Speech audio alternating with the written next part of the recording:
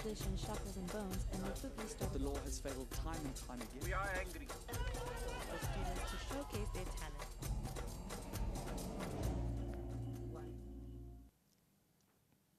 Good evening and a very warm welcome to OppiTV's second webcast, coming to you from the Africa Media Matrix. If you would like to give feedback on tonight's show, tweet us your comments with the hashtag OppiTVLive.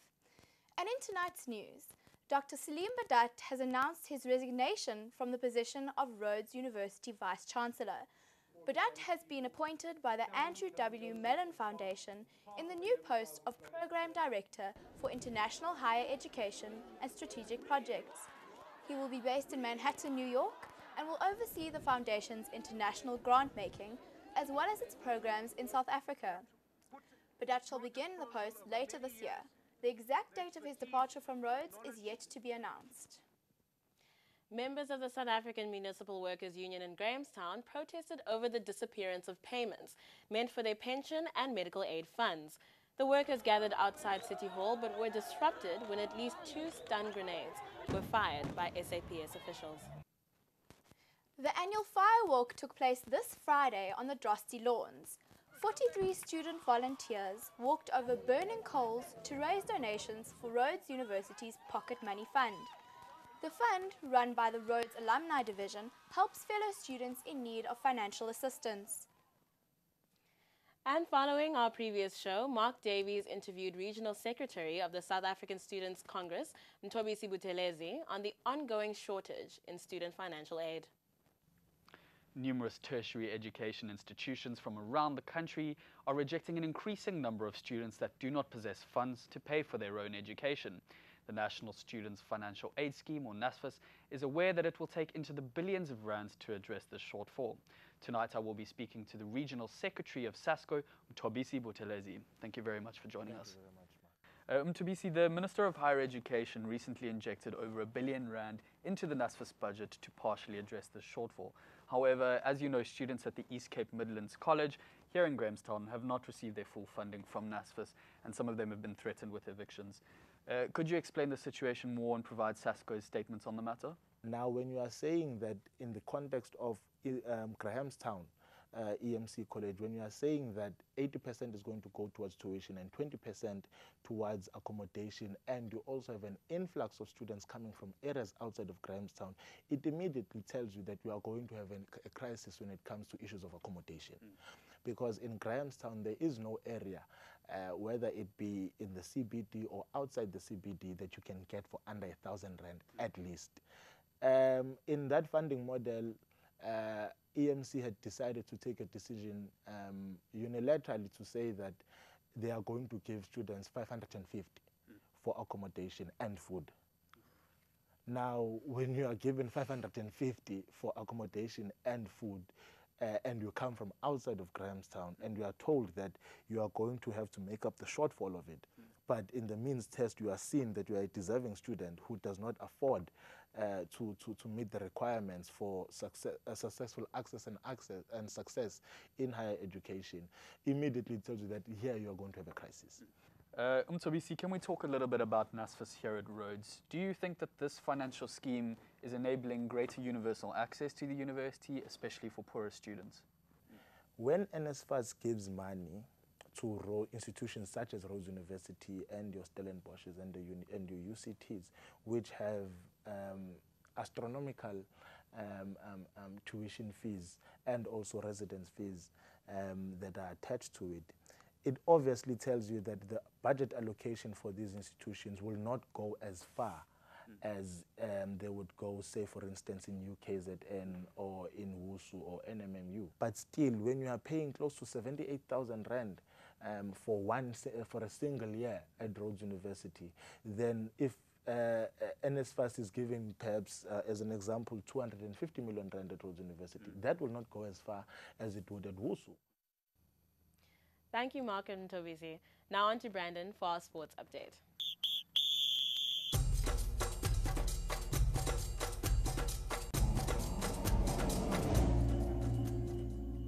Thank you, Vimbai.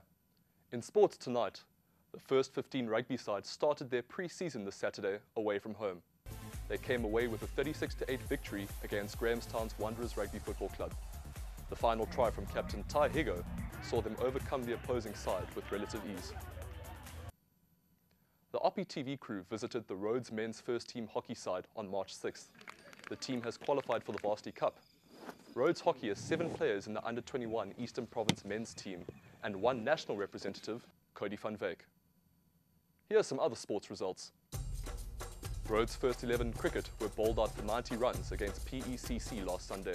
James Taylor top scored with 34. PECC secured victory with 9 wickets remaining. In soccer, the Rhodes men's first team cruised past Makana Celtic with a 5-0 victory. In netball, the Rhodes ladies first team played at NMMU, winning 1 from 3 matches. That's all from the sports desk. We'll be right back with Makana In Crisis. Stay tuned.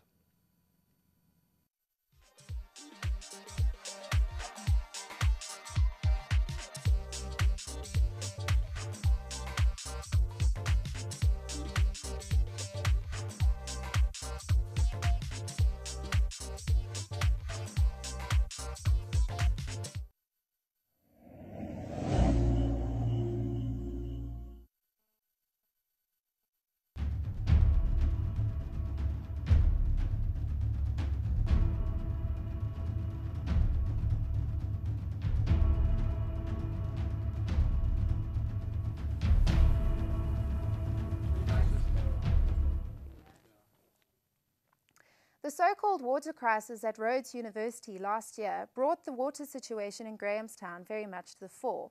Unfortunately, what isn't reported on is that this has been the reality for many for several years. It continues to be a reality for many, even though there have been many plans put in place to fix the water for Grahamstown West and Rhodes University. Now, what we have here is we see water travelling past Grahamstown East, down to service the town, and then back up to Grahamstown East suburbs from there. Now, by the time it gets back up to the Grahamstown East quarters, there's not enough pressure to pump the water through to them, which means that they have no water. Further than that, there are still situations where water is coming out green or white and is leaving people sick. Now, Lee Reynolds, DA Ward Councillor, says that we're very lucky that there's been such tolerance from Grahamstown East. How have we come to this situation? It's simply been a lack of maintenance. Aging infrastructure has been the reason, or the reported reason for this, but what's happened is you have these aging infrastructures that aren't being dealt with properly. You have municipal workers not knowing how to deal with these problems and how to fix these problems. Makana Municipality has been under the spotlight in national news following its failure to address various service delivery issues. One of the most recent problems has been with basic water supply to both Grahamstown East and West. Here to discuss these issues are Ward 12 Councillor Brian Fargher, Chairperson of Galela Amanzi, Anje Niemandt, and Mbulelo Lipile from Water for Dignity. Thank you for joining us. Thank you very much for having us here. All right. So to start off the conversation, let's start with you, Brian. So would you give us your comments about the water problems, particularly with reference to infrastructure in Grahamstown? Yes, well, this can hardly be fitted into 1 or 2 minutes. It's a huge problem. It started probably about 20 years ago when infrastructure didn't keep up with the development in Grahamstown, particularly as they started developing townships and suburbs higher and higher up the slopes. So the closer they got to the level of the reservoirs, the lower the pressure. So you can straight away see problems. The other thing is that, of course, over the last 10 or so years, the management of the infrastructure has fallen away till it's virtually non-existent when you start talking about maintenance and things like that. And even though our executive mayor, our honourable mayor, keeps saying that we have ageing infrastructure, that is of course a myth. Most big cities have infrastructure as old as or older than ours. The issue is that we're not maintaining it. And in fact, the mayor of Kakadu last year in October, I think it was on the 10th, said quite plainly, the problem in Makana is that people are not, the municipality is not maintaining and planning to maintain the infrastructure. So that's really the crux of the matter. I don't know if you want me to go into more detail. Okay. In terms of lasting solutions then, why aren't we finding these lasting solutions? You say the root is infrastructure, but obviously there has to be something behind that for it not to be maintained. So where are the solutions coming from and why aren't we finding them? You're asking a politician that question. Okay. Look, the problem really comes down to the fact that we have a lack of skills within our municipal structure. We have a lack of political will to sort out the problems. But fortunately, with the intervention that started last year, with our members of parliament squealing twice in parliament until eventually there were directives that went straight through to Bishu, action started taking place. And I must say, it wasn't just my political party, but there were lots of people, including your own university structure, that were complaining. The action has started. Amatola Water, who are a quasi-state institution, have taken over the management of the water. Now, the analogy I use is that if you let somebody loose in here with a hammer amongst all your electronic equipment and then ask somebody to maintain it, there'd be quite a process to repair all the damage that the 5-year-old with a hammer had inflicted on everything. And so Amatola ended up with a complete meltdown situation. There's hardly an aspect of our raw water storage, pumping up to the water treatment plants, and there are 2 sides to Grahamstown, 2 treatment plants. The treatment of the water, the reticulation of the water, storage and reticulation of the water through the whole of Grahamstown. There's hardly an aspect that was in good condition. So Amatola have taken on a major task. And reading the reports, and I have one lying on the floor here, reading their reports is actually very encouraging. Bit by bit, they are solving problems. We've had to order pumps. Now, you don't just order a pump off a shelf. These are pumps the size of a small car. They take up to 6 months to arrive from overseas and so on. So these solutions are coming into place. The water quality is improved. And it's bit by bit, slowly by slowly. I believe by the middle of the year, we will see a pretty good situation. All right, let's move on to Anja. You are from Galela Amanzi. Yes. Could you tell us a little bit about your organization, what it does, and how effective you think it's been in Grahamstown? Of course. Well, Galela Amanzi means pour the water, and we're a student-run society at Rhodes. We combine strong environmental focus with social benefits and community work to challenge this water scarcity problem that we all know of in Grahamstown.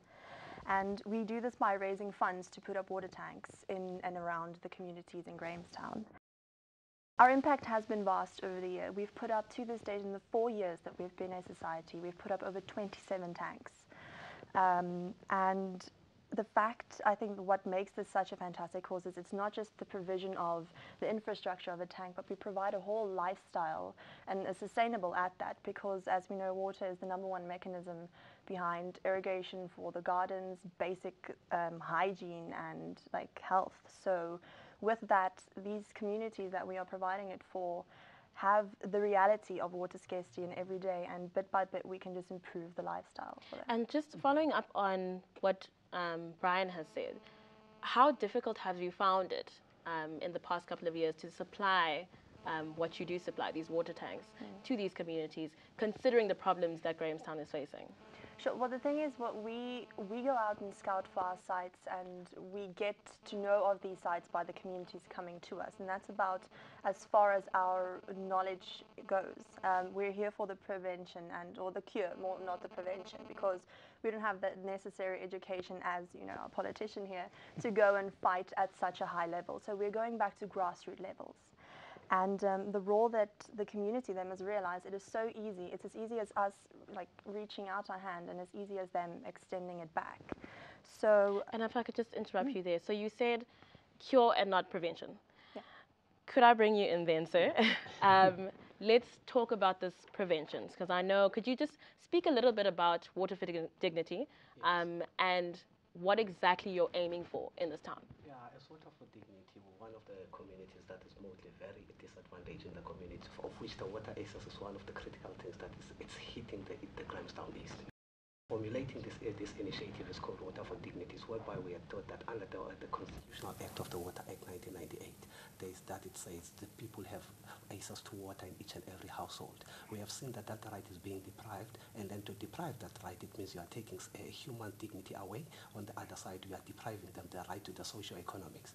It's whereby we started this initiative and said, it's enough. Now it's time that even the officials who are leading to open up the doors, whereby each and everything should be taken consensus, whereby the community communities should feel as the part of it in terms of the ownership. If then there are any challenges, the community must be the part of the resolution.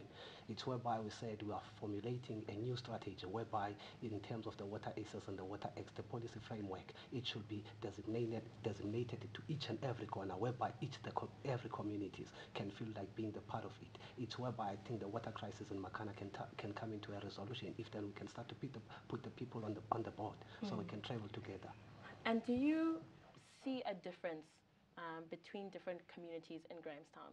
Between Grahamstown East and Grahamstown West, what are the particular differences that you see in terms of water access? Do you think that there's a fundamental issue there that should be addressed? Do you think that there's any kind of favoring, so to say? If I could talk about favorism, I think in this life they call it as nothing for Bahara. That's the point we had to bring. So I think the communities in Grahamstown, they are divided in two sectors, whereby you can talk about the ratepayers and the non-payers. So it's one of the strategies that we pick up when we're doing our surveyings on the Grahamstown East, that the Grahamstown East mostly is the people who are called the non-taxpayers, of which it is because of the rate of the high unemployment, whereby we've seen that the people, they had to find means, whereby they can look at the sector of water. It's one of the issues that can come with the LED of our municipality in terms of motivating the people to find means in the way whereby they can survive. Then as looking at that, we started to formulate structure that we call it the community water forums, of which they are working quite very well in terms of whereby there's open field of publicity, whereby people can interact. But at the moment, there's only one part we're short of, whereby to invite the officials in terms of the authority so we can plan together. And if I could just direct the next question to you, Brian. We had a tweet from Rod Abner, who is a lecturer in this department. Yes. And he wants to know how business plans to spend the ECDC controlled 75 million rand water budget are progressing. How are those plans progressing? Yes. That's the East Cape Development Corporation have come to the party, and there are a lot of other people who are now working on various other plans to find money for our infrastructure. And I must just insert here that one of the problems, and a very unpopular comment I'm going to make now, but one of our problems is that over the last 2 years or so, we have used up all the capital money given to us by various government departments for such projects. It's all been used up, hence the crisis a few months ago when they couldn't pay wages, because they'd actually used up every single cent that wasn't even intended for wages. So let's just go to ECDC. They have sent 75 million rand, as we know. That money has not been put into the Grahamstown municipality's coffers. It's still being held by them. They've listed a long schedule, in fact I have it here, but it's a long schedule of things that they're going to fund. And these are projects that have been identified as critical to solving problems. Now, there's not only water issues, we don't want to go into other issues at this program, but there are a number of other related issues such as electricity and so on, access roads, security and so on. So those projects have been identified, and quite a few of them are already on a roll. It's all been done on an emergency basis. I mean, people aren't sitting around in committee meetings having long discussions about such things. And there's a man who's here very regularly, I forget his name now, I think it's Graham Cowley, something like that, who's in control of that. And as these projects are going through the quick planning stages and being authorised, so the progress is made. So I understand from my colleagues who are on some of those committees that things are moving at a fast pace. This is emergency work that's been carried out. Definitely. And it's being supported by the East Cape Development Corporation. Definitely. Speaking of emergency, just to you, Anja, quickly, how important do you think it is for this university or this university students to get involved in your particular project? Why should we get involved, and what exactly are we not doing right that we could be doing? I think the main thing is with students, if I have a little anecdote to tell, at our installation at the Society Extravaganza, we put up all our stuff, and 50% of the students who come to us, is the main question that they always ask is, oh, that's so great that you these. I can't provide an answer for that, but I can provide basic understanding. It is that for the communities, this is an everyday reality, and for us, it's a temporary inconvenience that we from time to time experience. It is as easy as participating and engaging and just coming to the seminars that we host, where we host them from January to December. Our posters are up, we have a blog up, we have Twitter, Instagram, we have the social network covered. So it's as easy as Brian and I were speaking earlier, of having the value within yourself to want to make a change and leave Rhodes with just more than a degree and some memories, and to leave something actually behind. What we did with our, when people signed up for this year at Galela, we had a little symbolic ritual where we had them, every time they sign up, throw a little water into a big cup, and we just symbolized to them that this is what they're doing. You are being the chasm between providing an entire community with water for the first time. A little water into a big cup. Exactly. If I can just move to you, sir, how then are we bridging this divide? I know that you stand a lot for communities that are a lot more disadvantaged within Grahamstown. How then are we bridging that gap? Where are we missing it as the Rhodes side of town? If I can talk, I will not say on the roadside, because everything starts with whereby there are policies and that people put on those places. What we have noticed in our own surveys is that if then I was having a question in one of my presentations when I asked the people, if you give, then you have nothing to give. Where do you get something to give? It seems like it's especially while it's under the Act that people had to have ACEs of free water. But the thing is, where is the municipality collecting the funding of the infrastructure to repair it? If then the people are not educated that they are not paying for water, they are paying for the services that bring water to them, then I think it's whereby the administration, whereby we write a letter to these residents, whereby they don't feel like paying for water at something because they say it's under the Act. But now I think in terms of roads, we are trying to build up, because we are linked with the roads, we are trying to build up that educational panel whereby people can feel responsible in terms of paying the water. So this dividends and this gap, it can be filled. But the only field now we are still busy with is formulating those structures within the communities whereby people can have education and know that it is not the water that you're paying for, it's the service that brings water to you. All right. Well, thank you so much for joining me. We've kind of explored the different issues that Makana is facing, from infrastructural to where we can step in as students to where we can step in as a community. Thank you so much for joining me. All right.